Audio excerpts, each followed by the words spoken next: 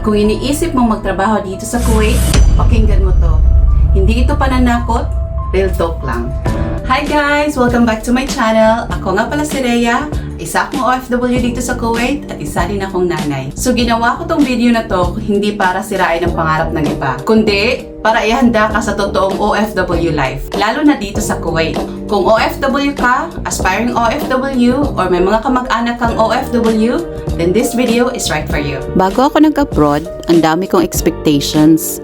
Akala ko madali ang trabaho, lagi may pera, konting tiis lang. Pero ang reality, hindi araw-araw okay.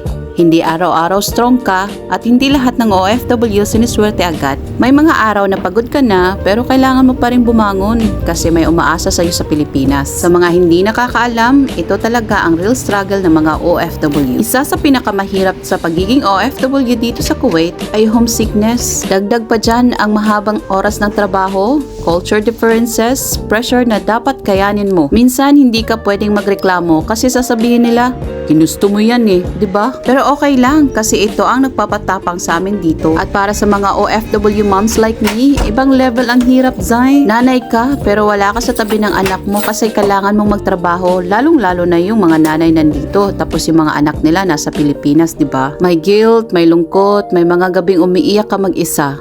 Pero bakit pa rin tayo lumalaban? Dahil mahal natin ang pamilya natin.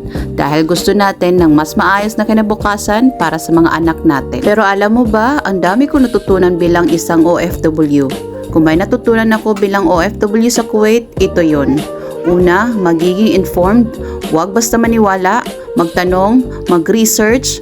Pangalawa, alagaan ang sarili, hindi lang physically, pati mentally. Hindi ka mahina kapag napapagod ka.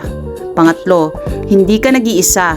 Maraming OFW ang dumadaan sa parehong laban. Kaya ang masasabi ko lang, kung OFW ka ngayon at pagod ka na, this is your sign na huminga ka muna.